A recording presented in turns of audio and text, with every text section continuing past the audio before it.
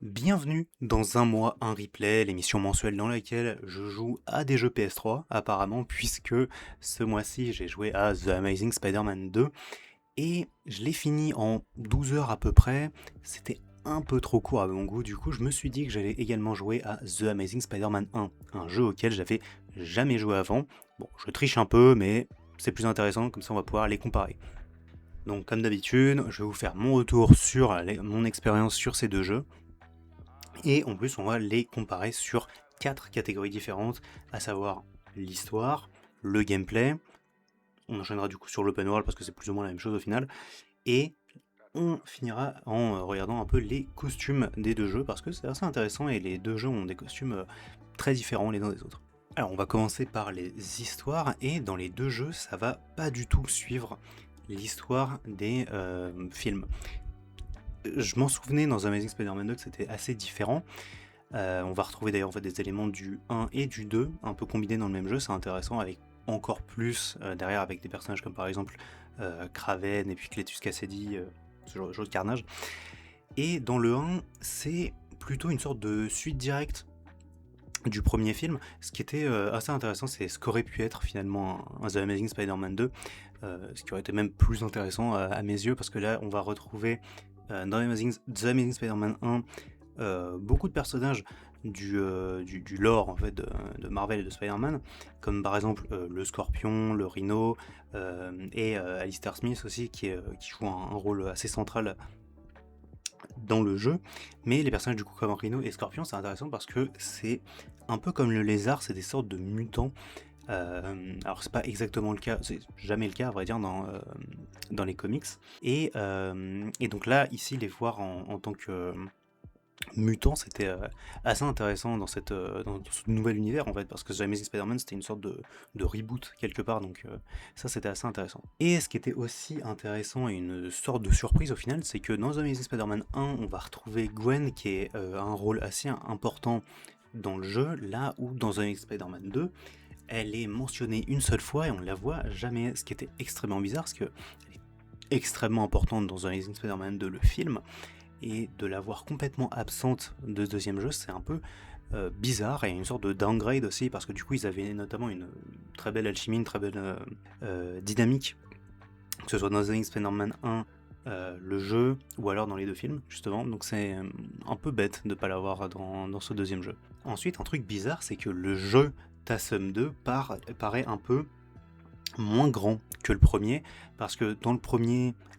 la ville de New York entière est infectée avec une espèce de nouvelle maladie un peu affreuse que Spider-Man essaye de créer un antidote avec le Dr Connors.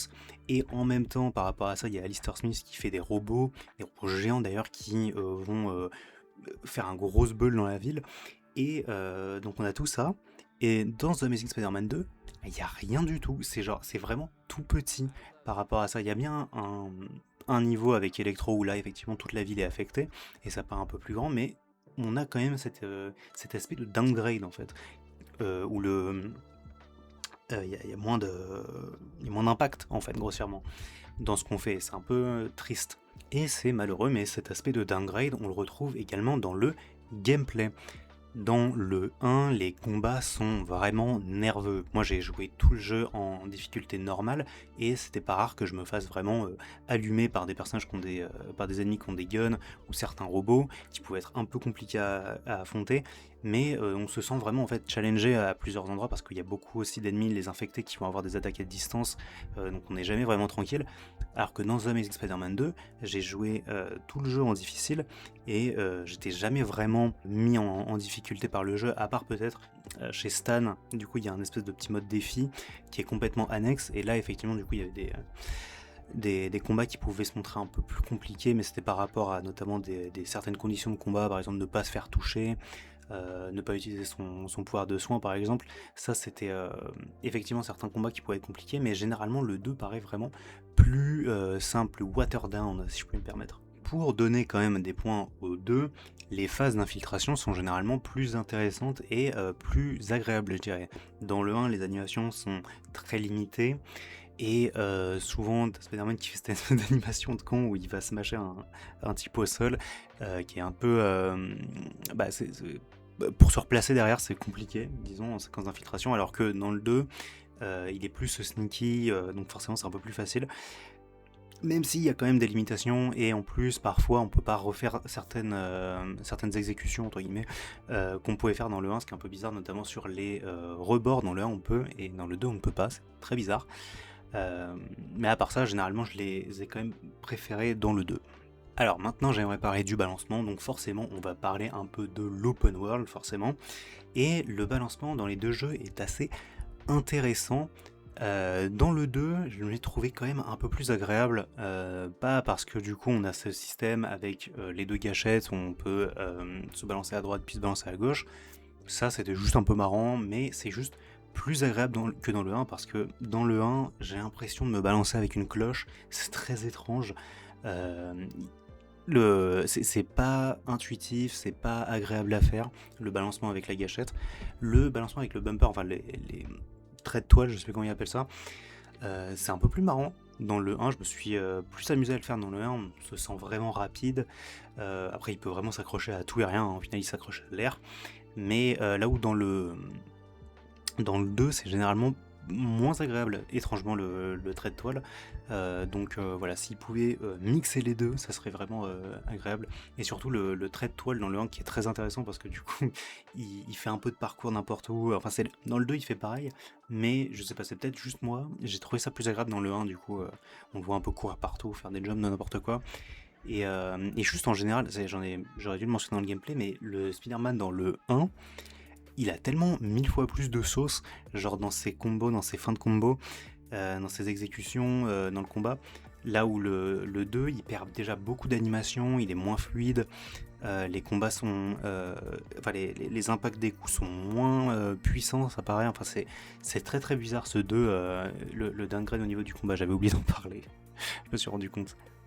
Mais pour revenir du coup sur l'open world, forcément c'est la même map parce que ça se passe au même endroit. On va avoir du coup des petits collectables à ramasser un peu partout, mais c'est principalement du coup des comics à aller lire après, soit chez Peter, soit chez Stan. Et voilà, c'est un peu tout ce qu'il y a à faire dans cet open world, c'est terrible. Mais au niveau des collectables, par contre, il y a aussi des crimes, et c'est extrêmement bizarre les crimes pour le coup, parce que dans le 2, à chaque fois que tu fais un crime, n'importe lequel, il y a un gros temps de chargement. Ensuite, tu fais le crime. Et à la fin, il y a un espèce de petit journal télé en mode hey, Spider-Man a fait ça, est-ce que c'est pas trop lourd? Et ça coupe le rythme en fait. Là où dans le premier, on va avoir effectivement des temps de chargement sur certains crimes, notamment les courses en voiture, enfin les courses poursuites et les affaires de police, mais pour la plupart des autres, il n'y a pas de temps de chargement, et c'est très agréable pour le coup, parce qu'on a vraiment l'impression de... ça fait comme dans Spider-Man PS4 en fait, grossièrement, c'est genre juste tac tac, on arrive, on fait le crime, bim boum, hop, on part aider quelqu'un d'autre, et dans le 2, c'est genre on arrive, temps de chargement, machin, c'est long, c'est très très long, et j'ai trouvé ça vraiment, les crimes généralement sont juste très désagréables au final dans le 2. Mais c'est pas tout, parce que dans le 1 notamment, on va avoir d'autres choses à faire, comme par exemple les laboratoires et les petits événements photos. Alors les laboratoires, pour le coup, c'est des laboratoires Oscorp, donc c'est des séquences d'infiltration. On va essayer de remplir un truc à la con pour Oscorp, je sais plus, c'est juste à appuyer sur des petits boutons et puis se barrer. Vraiment, c'est juste une espèce de petit challenge d'infiltration, qui sont souvent assez vaches. En fait, ça j'en ai pas parlé, mais effectivement les gardes ils te repèrent assez facilement, je trouve, quand même, donc parce qu'en fait on voit jamais leur vision ou quoi. C'est une option dans le 2, mais dans le 1 pas du tout, faut le faire un peu à l'arrache, et parfois t'as un garde qui est retourné, du coup tu te dis que tu peux prendre celui-ci, et au final pas du tout. Donc c'est assez vache là-dessus.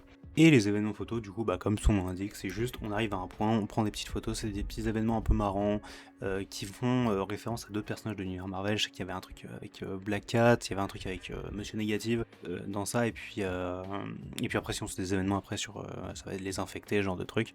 Donc c'est des événements un peu marrants. Et un dernier événement aussi qu'on voit dans le 1, et après je passe au 2, c'est les défis extrêmes, qui sont des petits défis qui je les ai pas finis, donc je sais pas s'ils rapportent quelque chose en particulier, mais c'est des espèces de petits défis un peu à la con. Donc soit faut arriver sur des balises, soit faut rester dans la caméra avec Spider-Man. C'est un peu spécial, mais ça se fait, c'est un peu marrant, il y a des animations rigolotes, et voilà. Et pour The Amazing Spider-Man 2, on va retrouver un peu pareil, donc l'équivalent des défis extrêmes, ça va juste être des courses, un peu basiques, mais bon, c'était facile à faire, jamais trop challengeant que j'ai trouvé.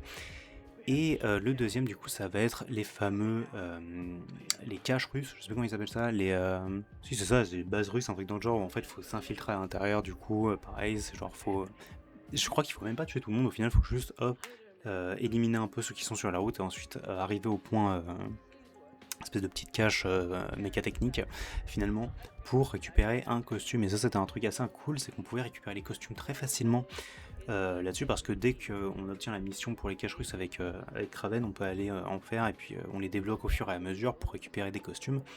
Et c'est agréable en fait, bêtement, parce que du coup, on a une grande gamme de costumes en plus, surtout dans le 2, on en reparlera juste après. Et de pouvoir les débloquer comme ça sans guide, c'est très agréable parce que dans le 1, forcément, pour obtenir les costumes, faut choper un guide en fait, parce que du coup, on va avoir des espèces de petits logos Spider-Man qui sont cachés, mais alors cachés très fort dans la ville. On les prend en photo et ça nous débloque un costume. C'est stupide, vraiment c'est stupide. Alors apparemment il y avait des DLC aussi, il me semble, dans le jeu pour les costumes, mais bon, pareil, moi je les ai pas, donc voilà, c'est vraiment ce système pour récupérer les costumes très très nul et j'ai pas aimé. Et en parlant de costumes, on va en parler tout de suite. Rebonjour, c'est le Migraine du montage. Alors du coup, la séquence sur les costumes, elle a duré trop longtemps dans la vidéo d'origine, du coup je me permets de faire un résumé. En gros, dans The Amazing Spider-Man 1, les costumes sont généralement bons en termes de pure qualité. Le vrai problème, c'est qu'on va retrouver 4 costumes dans le jeu qui sont de la même couleur, donc noir et blanc. On va avoir le costume de Raimi noir, le costume de Zone Négative et le costume Future Foundation, ce qui était une grosse surprise de ma part, parce que le Future Foundation, ils ont inversé les couleurs dans le jeu, donc la tenue se retrouve principalement noire avec quelques traits blancs par-ci par-là. Et la dernière, du coup, c'est la tenue The Amazing Spider-Man 1, mais sous symbiote, qui est une tenue qu'on n'a jamais vue ailleurs et qui est globalement très jolie, mais qui tombe encore une fois dans ce problème de costume noir et blanc. Donc il y en a trop en fait dans le jeu par rapport au nombre de costumes en fait qu'on retrouve dans le jeu, donc c'est un peu dommage. Et sinon après les costumes sont généralement bons, comme je le disais. On va retrouver le costume de Kane, Scarlet Spider, et un costume plus marrant du coup, ça va être le costume mutant de Spider-Man, qui est juste le costume de base mais en mode mutant, qui est un peu rigolo. Là où dans The Amazing Spider-Man 2, on va retrouver une gamme bien plus intéressante de costumes, avec beaucoup plus de couleurs. Mention spéciale du coup à certains costumes, parce qu'on a des costumes un peu sympas, comme par exemple Superior Spider-Man, donc son deuxième costume dans les comics, qui est très joli, qui est toujours un plaisir d'avoir dans ce genre de jeu. On va aussi retrouver l'armure Bulletproof, donc la Spider Armor MK2 comme ils disent dans Marvel Spider-Man, donc Spider-Man PS4, et aussi des petites surprises marrantes. Alors, c'est pas une surprise pour le coup, mais forcément Spider-Man 2099, qui est une tenue vraiment énorme, mais en vraie surprise pour le coup, on retrouve Flipside, qui était effectivement déjà disponible dans Spider-Man Dimension, mais ça fait toujours plaisir de voir Flipside.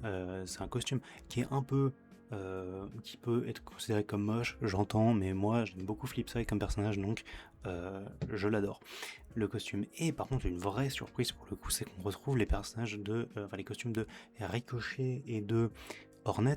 Alors Hornet, c'était 100% un autre costume de Peter Parker quand il pouvait plus être Spider-Man dans les comics. Et Ricochet, j'en ai aucune idée pour le coup, je sais pas d'où il vient, mais c'est deux costumes qui sont assez marrants et qu'on a revus nulle part ailleurs dans quoi que ce soit d'autre. Au final, je crois qu'Hornet, on doit le voir dans la petite série d'animation il y a quelques années là, de Spider-Man, mais à part ça, nulle part ailleurs. Et du coup, ouais, c'est quand même plutôt agréable de voir ces costumes-là. Et en terminant le jeu aussi, on obtient Spider Carnage, qui est un costume que je notais de sympatoche, mais un peu con, parce que du coup, quand tu le joues, il a la bouche ouverte en permanence et t'as l'air un peu stupide dans le genre. Voilà, c'est un peu tout pour les costumes. Bisous. Et c'est à peu près tout au final en fait. Du coup, on a un peu fait le tour. Et la vidéo est affreusement longue. C'est en vrai deux jeux plutôt sympas pour des jeux à licence, avec deux histoires un peu intéressantes quand même pour les deux. Et voilà, plus ou moins, c'est plus ou moins tout ce que j'ai à dire. Au final, c'était quand même une expérience un peu marrante. Et nous, on se retrouve le mois prochain pour jouer à...